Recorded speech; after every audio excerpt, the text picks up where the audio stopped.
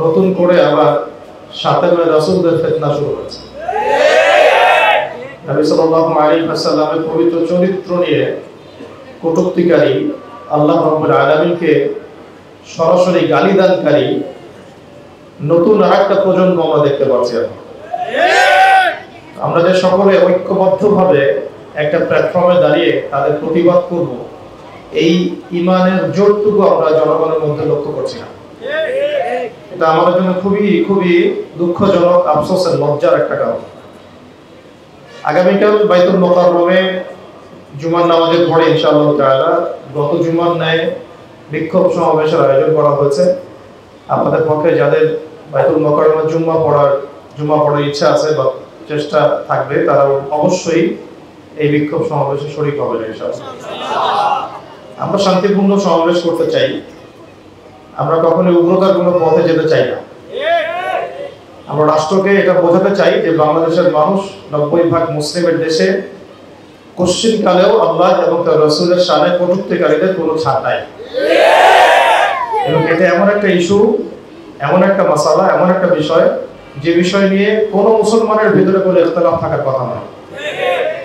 অতএব আমরা সবার স্বতঃস্ফূর্ত একটা অংশগ্রহণ চাই, যাতে বর্তমান সরকার, প্রশাসন, রাষ্ট্র ব্যবস্থা এটা উপলব্ধি করতে সক্ষম হন যে বাংলাদেশের মাটিতে কাউকে যদি রাজনীতি করতে হয়, রাষ্ট্র চালাতে হয়, প্রশাসনকে ডিল করতে হয়, অবশ্যই ইসলামপন্থী মানুষদের আবেগ অনুভূতিকে মূল্যায়ন করেই করতে হবে।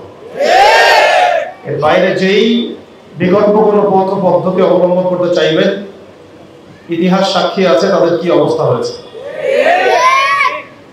কেউ তো ছেড়ে চলে গেছে, কেউ তো পালিয়ে গেছে। তো এরপরে যদি এমন কোনো জালেম আবারও আত্মপ্রকাশ করে, মানে নতুন বোতলে যদি সেই পুরাতন মদ খাওয়ানোর চেষ্টা করা হয়, তখন এর পরের জেনারেশন হয়তো পালানোর সুযোগ পাবেন না। অতএব এই ইস্যুগুলো নিয়ে আমাদের সবার সোচ্চার হওয়া উচিত। আল্লাহ পাক আমাদের সবাইকে রাসূল সাল্লাল্লাহু আলাইহি ওয়াসাল্লামের সম্মান বজায় রেখে তার উপযুক্ত উম্মত হওয়ার তৌফিক দান করেন। আমরা যে তার উম্মত হয়েছি, এর হক আদায় করার তৌফিক দান করেন। যেখানে নবী সাল্লাল্লাহু আলাইহি ওয়াসাল্লামকে গালি দেয়া হবে, ওই জমিনের উপরে এর চেয়ে বড় কোনো ইস্যু থাকার কথা নয়। রাষ্ট্র, সংবিধান সংস্কার, নির্বাচন, অভ্যুত্থান, এই ইস্যুগুলো খুবই গৌণ ইস্যু। এগুলো নবী সাল্লাল্লাহু আলাইহি ওয়াসাল্লামের শানের সামনে কোনো মূল্য রাখে না। তাই যে ইস্যুগুলো নিয়ে আমরা এখন ব্যস্ত হয়ে আছি, ডাকাতি ইস্যু, চাঁদাবাজি ইস্যু, ছিনতাই ইস্যু, তারপরে অনেকে মানববন্ধন করছেন দেখলাম, রিক্সাওয়ালারা করছে, আনসাররা করছে, ঠেলাগাড়িওয়ালারা করছে, শাহবাগীরা করছে, বিভিন্ন ইস্যু আমরা দেখছি। তার মধ্যে নতুন রাজনৈতিক দল ঘোষণা করা হচ্ছে, এদিকে সংবিধান সংস্কারের কথা চলছে, প্রশাসন থেকে বিবৃতি দেওয়া হচ্ছে, আর্মি অফিসাররা কথা বলছেন, তারপরে ভারতীয় মিডিয়াগুলো আমাদেরকে নিয়ে অপতৎপ্রদ জানাচ্ছে, দেশে অনেক কিছুই হচ্ছে। কিন্তু এই সবগুলো ইস্যুকে যদি আপনি এক পাল্লায় রাখেন আর রাসূল সাল্লাল্লাহু আলাইহি ওয়াসাল্লামের শান ও মর্যাদার ইস্যুকে আরেক পাল্লায় রাখেন, কোশ্চিন কালেও দুটো কখনো সমান হবে না।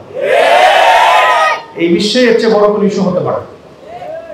তো এই ইস্যুটাতেই আমরা দেখলাম আফসোসের কথা, দুর্ভাগ্যের কথা যে আমরা সব মুসলিমরা এক কাতারে এসে প্রতিবাদ করতে পারলাম না, এখন পর্যন্ত পারি নাই।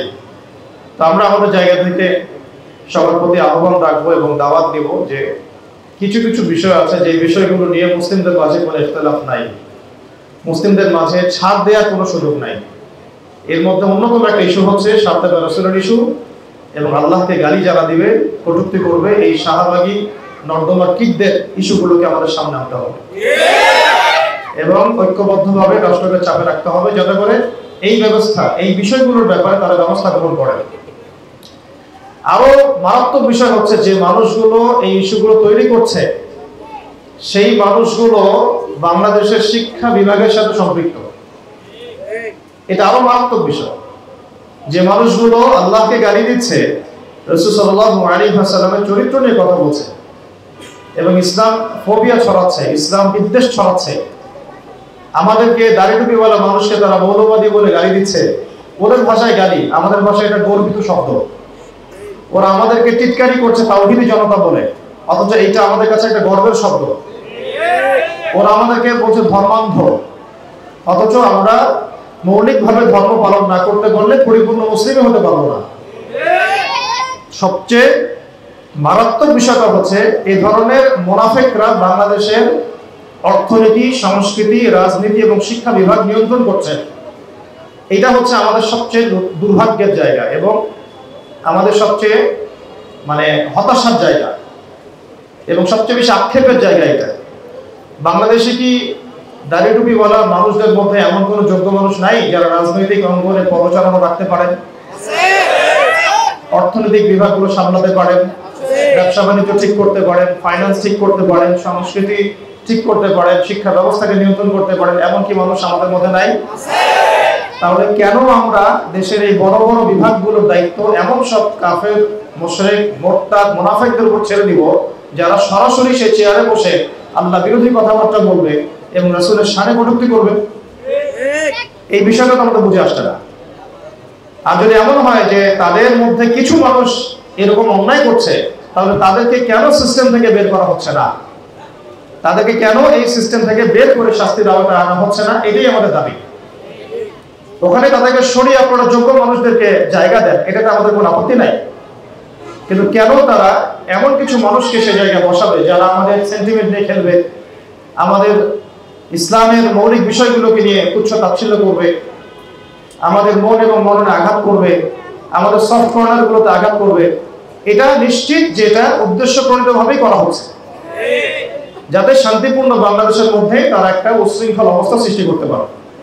কারণ তারা খুব ভালো করেই জানে, বিদেশি যে শয়তানগুলো আছে এরা খুব ভালো করেই জানে, কিছু কিছু ইস্যুতে যদি বাঙালি মুসলমানদেরকে, তাওহীদি জনতাকে একটু উস্কে দেওয়া যায়, তাহলে তারা যদি আবার আইন হাতে তুলে নেয়, তখন ওই ইস্যুটাকে কাজে লাগিয়ে তারা বিশ্বের বুকে এটা প্রতিষ্ঠা করতে চাইবে যে বাংলাদেশ একটা জঙ্গি রাষ্ট্র হয়ে গেছে।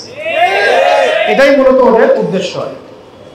আমরা প্রতিবাদও করব, আমরা স্মারকলিপিও দিব, আমরা সমাবেশও করব, কিন্তু আমরা শান্তির পথ বেছে নেব। এরপরেও যদি তারা এই বিষয়গুলোর উপর কঠোর ব্যবস্থা গ্রহণ না করেন, তাহলে পরের পদক্ষেপ পরে নেওয়া হবে ইনশাআল্লাহ।